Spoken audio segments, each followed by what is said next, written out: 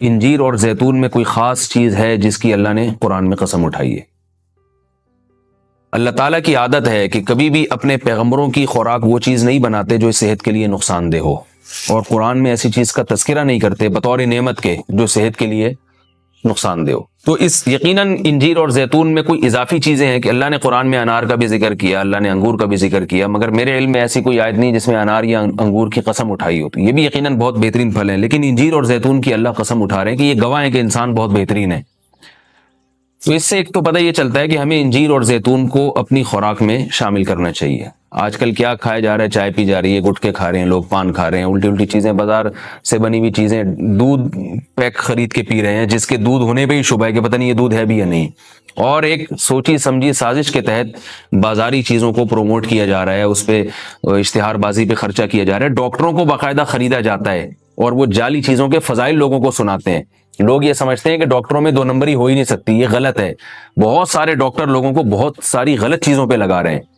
تو یہ بازار کی چیزوں سے آپ اجتناب کریں، اور وہ چیزیں جو اللہ نے انسان کی خوراک کا حصہ نہیں رکھی ہیں، سگریٹ اللہ نے انسان کے پینے کے لیے پیدا نہیں کی ہے، ہیروئن، چرس، یہ سب نشے کی چیزیں ہیں جو ہمارے مذہب میں ویسے ہی حرام ہیں، تو ان سے اجتناب کرنا چاہیے۔ انجیر اور زیتون کے کیا فضائل ہیں؟ میڈیکل سائنس نے ثابت کیا ہے، اور حکیم جو ہیں، ماہر حکیم ہیں، طبیب ہیں، وہ بھی بتاتے ہیں کہ یہ دو ایسی چیزیں ہیں جو انتہائی طاقتور ہیں، لیکن ان میں کمال یہ ہے کہ یہ آپ کے جسم میں چربی نہیں پیدا کرتی اگر اعتدال سے ان کا استعمال کیا جائے۔ ہم دیکھتے ہیں کہ جب بھی کوئی چیز بہت زیادہ انرجی دیتی ہے ہمیں، تو ساتھ ساتھ ایک اس کے ساتھ مصیبت یہ ہوتی ہے کہ وہ موٹاپا بھی لاتی ہے، وہ چربی بھی بڑھاتی ہے، وزن بھی بڑھاتی ہے۔ لیکن انجیر بہت طاقتور چیز ہے، نہ صرف یہ کہ آپ کے جسم میں چربی بڑھاتی نہیں ہے بلکہ چربی کو ختم کرتی ہے، کولیسٹرول لیول آپ کا گراتی ہے۔ یہ زیتون میں بھی ایسے ہی ہے کہ زیتون آپ کی صحت کے لیے انتہائی مفید اور بہت طاقتور ہے، اور کولیسٹرول لیول آپ کا کم کرتا ہے، لیکن یہ ضروری ہے کہ اعتدال سے ہو۔ اگر آپ بہت زیادہ کھانا شروع کر دیں گے تو پھر زیتون بھی چربی پیدا کرتا ہے، ظاہر ہے اعتدال تو ہر چیز میں ضروری ہے۔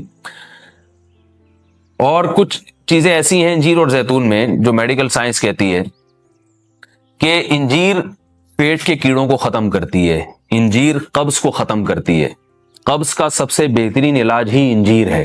لوگ اس طرف توجہ نہیں دیتے، دوائیں کھاتے ہیں، ایلوپیتھک دوائیں کھاتے ہیں، اس کے سائیڈ ایفیکٹ بہت سارے ہوتے ہیں۔ تو اگر ہم اپنی خوراک میں روزانہ کچھ نہ کچھ انجیر کا استعمال رکھیں تو بہت ساری بیماریوں سے انشاءاللہ ہماری حفاظت ہو جائے گی۔ انجیر میں خاص بات یہ بھی ہے کہ یہ خون پیدا کرتی ہے، سالے خون جسم میں بناتی ہے، لیکن انجیر کے استعمال کا طریقہ یہ ہے کہ اس کو بہت زیادہ چبا کے کھانا چاہیے اچھی طرح۔ زیتون میں بھی اللہ نے بہت کچھ رکھا ہے، قرآن مجید میں اللہ تعالیٰ نے زیتون کی الگ سے بھی فضیلت بیان کی ہے۔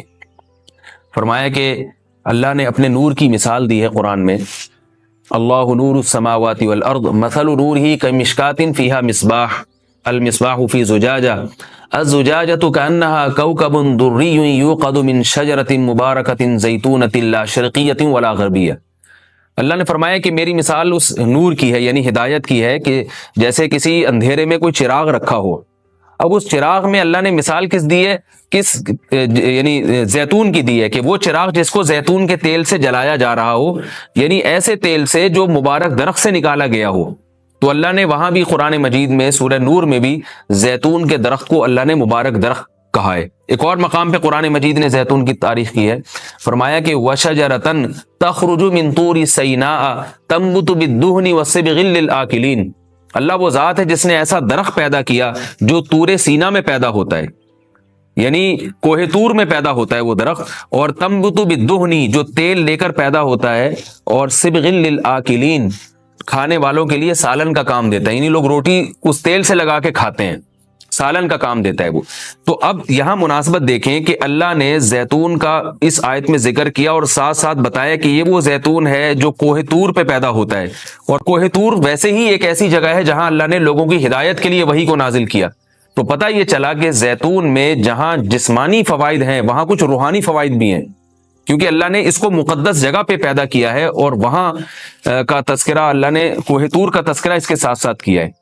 اور اس آیت میں بھی ایسا ہی ہے، جہاں اللہ نے زیتون کا ذکر کیا آگے فوراً بطور سینا، کوہ طور کی اللہ نے قسم اٹھائی ہے۔ تو اس سے پتہ چلتا ہے کہ زیتون میں جہاں جسمانی فوائد ہیں، کچھ روحانی فوائد بھی ہیں۔ روحانی کا مطلب یہ کہ اس کے کھانے سے عین ممکن ہے کہ آپ کی کچھ روحانی ترقی بھی ہو، شاید اللہ کی محبت میں اضافہ ہو، گناہوں سے نفرت پیدا ہو، یا اس کے سے جسم میں کوئی ایسی تبدیلی آ۔ میں کوئی یقینی بات نہیں کر رہا، لیکن قرآن میں اس طرف اشارہ ملتا ہے۔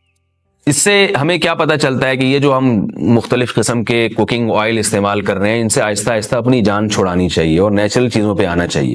ایک آپ کو میں ایک تحقیق یہ بھی بتاتا ہوں کہ میڈیکل سائنس یہ کہتی ہے کہ یہ جو کولیسٹرول ہے نا اور جو چربی ہے، یہ دیسی گھی سے نہیں پیدا ہوتی، یہ ہم جو آرٹیفیشل آئل استعمال کر رہے ہیں جن میں پتہ نہیں کیا کیا ملایا جاتا ہے، اس سے نقصان ہوتا ہے، جبکہ لوگ دیسی گھی سے اجتناب کرتے ہیں۔ اگرچہ بھی میرا موضوع دیسی گھی نہیں ہے، میں صرف یہ بتانے کے لیے کہ جو قدرتی چیزیں ہیں وہ آپ کی صحت کے لیے نقصان دہ نہیں ہیں۔